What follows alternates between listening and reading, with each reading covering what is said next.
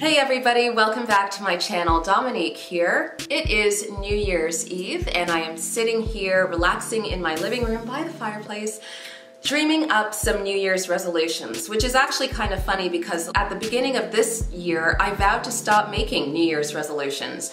I was sick of making the same old New Year's resolutions that frankly I wasn't achieving. You know, the ones that everybody makes, like read more, lose weight, buy a Chanel bag, something that has been on my list of New Year's resolutions for years now and I simply cannot do it.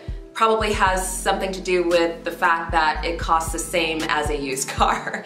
So I decided to forego New Year's resolutions for 2017 until I stumbled upon a really great article online which spoke of how to set tangible and achievable New Year's resolutions, and that really stuck with me. So I'd like to share what I learned about that with you guys because it really helped me make 2017 a banner year. So I'll be honest with you, 2017 was both amazing and horrible. My grandmother died. If you've been reading my blog and following my YouTube, you will know that my father was on the verge of kidney failure. And thank God, in August, a donor came up and he had a successful kidney transplant. But the recovery has been really slow and frankly scary. He's been really sick. He's on the road to recovery right now, but he just had a 3-week stint in the hospital and that caused a lot of stress. It was really scary and it was really hard on him. And that's something that we've been dealing with for about the past 2 years. My grandmother died. I loved my grandmother, obviously. She was a fabulous, warm woman and I miss her dearly.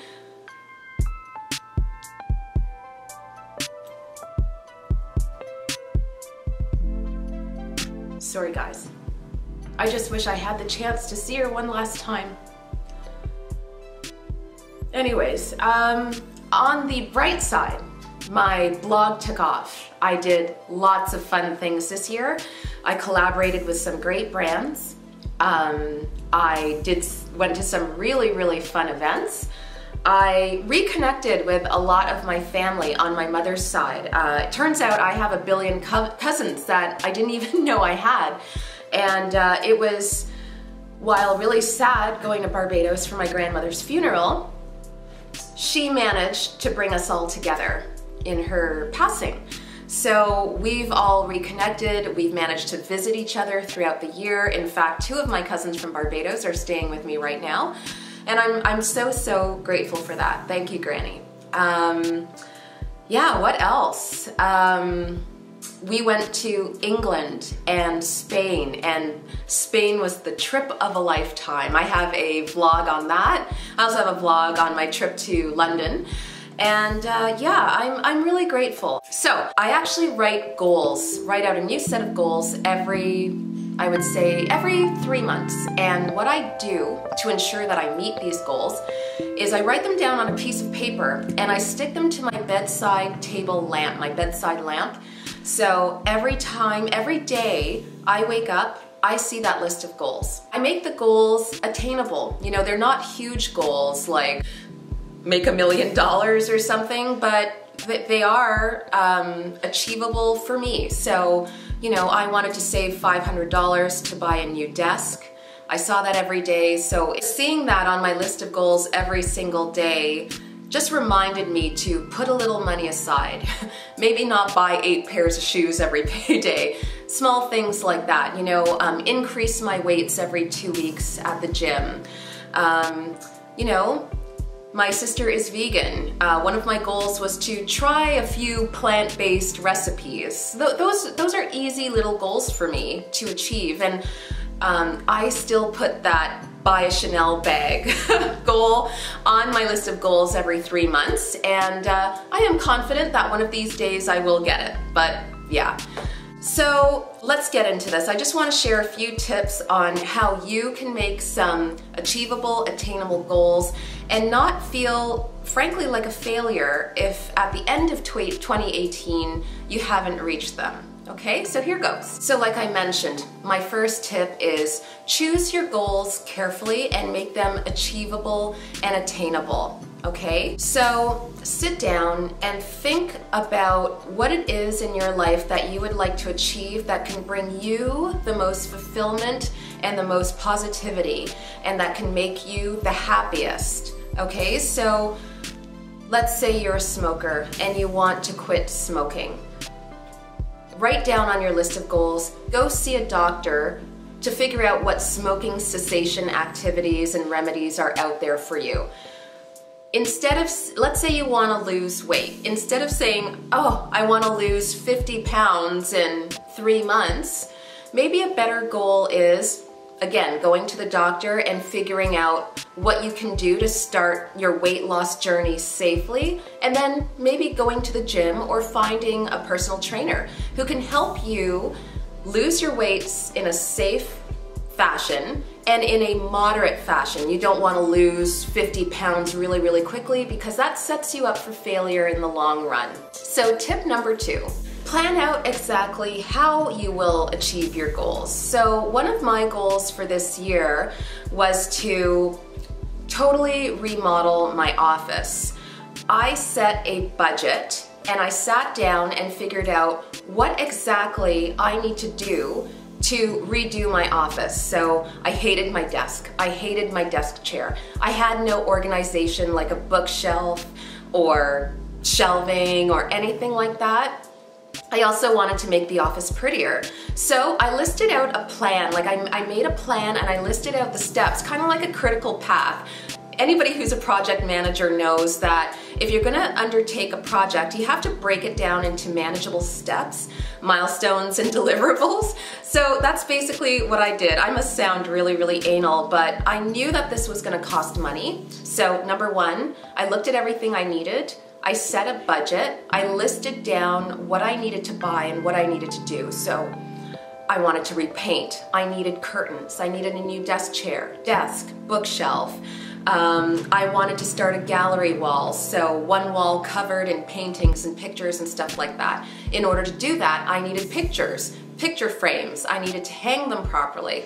So, you know, for January to March, what I did is one goal was just make the plan to redo the office. That's totally achievable. And from April to May or June, I decided to buy a desk chair and a desk. And, you know, so on and so forth. That was manageable for me and didn't cause me any stress. Okay, so tip number 3, write a pros and cons list for each of your resolutions. So this was actually huge for me. I wanted to really reduce my alcohol consumption, but I go to a lot of events thanks to blogging. So yeah, I want to reduce alcohol consumption, but every single event I go to has an open bar. So what are the pros and cons of that?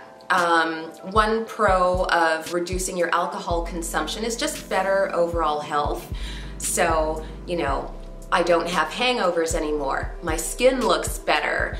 I sleep better if I'm not drinking too much, so on and so forth. One of the cons is, you know, I'm tempted by the open bar at these events. All of my friends are drinking. So those are things that you need to think about. So tip number 4, have some shared resolutions. This links back to, let's say, reducing your alcohol consumption. I made the New Year's resolution to reduce boozing, and I enlisted the help of some of my friends because a couple of them wanted to reduce alcohol consumption also. So we would go to events together and we would help each other out. We would cheer each other on, and yeah, so we would make a pact to only have 1 glass of champagne and we would monitor each other. That really helped me. Another thing I did is I wanted to run more throughout the summer, and my husband is like a marathoner and triathlete, so we made a shared resolution to run more together, and that was amazing.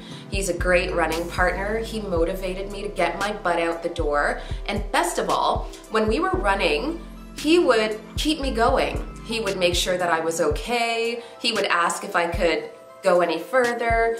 He would stop me if he saw that I was too tired. That was fantastic. Shared resolutions is something that I really, really believe in.